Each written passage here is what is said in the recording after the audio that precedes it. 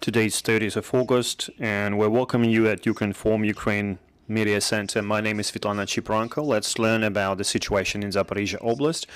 Today we have Yurii Malashko, head of Zaporizhzhia Oblast Military Administration. Yurii, hello. Hello. Yurii, can you tell me please about this current situation in the Oblast and what happened during the day? During the last 24 hours, the military personnel of Russian Federation had 106 hits. Well, it's normally happened along the front line, and they're mostly using artillery and MLRS. We had people who received injuries, 38 and 42-year-old man and also a woman. Multiple houses were damaged. What is the aftermath of the latest hits? Were there any critical infrastructure sites hit? Well, thank God, no critical infrastructure sites were hit. They're mostly hitting residential areas of our cities. Okay, we have information about evacuation going on in certain areas. Why these particular areas were chosen for evacuation? Is it just children or also adults that are being evacuated? It's Vasilievsky, Polochivsky region. We have 5 total towns and villages. They requested to do evacuation there. And the reason behind that, the informational campaign that we did together with local authorities and police didn't provide us with positive results. Number of hits increased multiple times. This is why we decided to evacuate 54 children and also people accompanying them. Evacuation is organized for the city of Zaporizhzhia and also the district of Zaporizhzhia. We also engaged some volunteers that are providing us with assistance. We have specified location area to accommodate the evacuated persons, and we're also sending some people abroad. Do you have any information about how many people were evacuated since the beginning of the full-scale invasion in the oblast? Speaking about IDPs in Zaporizhzhia and Zaporizhzhia district, we've registered around 224,000 people as IDPs. And from our oblast, we have around 270,000 people relocated from our oblast. Speaking about compensation for the damaged property, how many requests have you received and what is the amount of the allocated funding? Yes, we've started working with that. We have a commission and there's work in progress.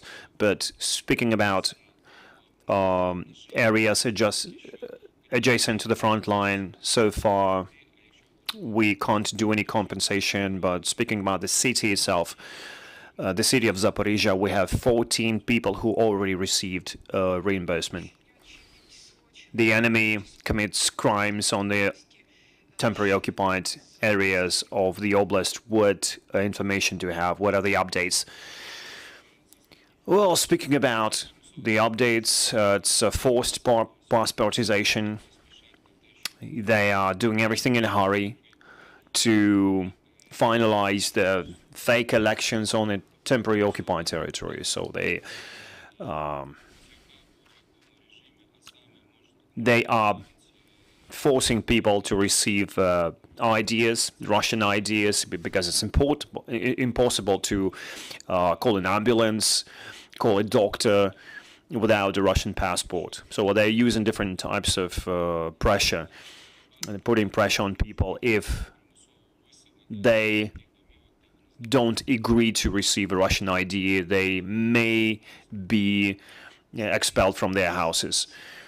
What about Zaporizhzhia nuclear power plant?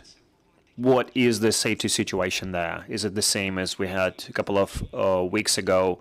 It's always there it's unsafe because the occupants are still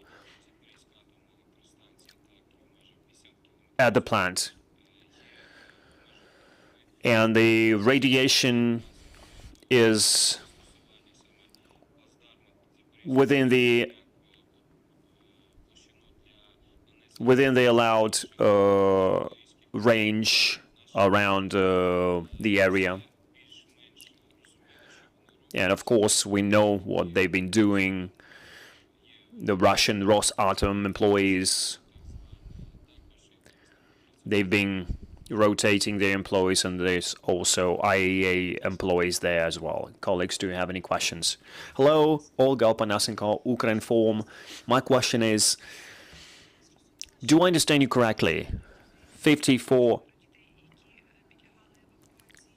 children that were eligible for evacuation, were they already evacuated, or there are some children that are still there? No, they're still there.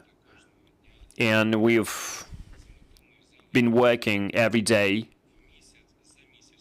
Our goal is to evacuate all of the families. Some of the families were evacuated, some, for some reason, they're coming back. And it happens. So we've started working on that. And I think shortly we will make sure that everyone is evacuated. Another question, do you have any information about the enemy's losses after the attacks against the election posts in Kamensky-Dniprovsk and Berdyansk?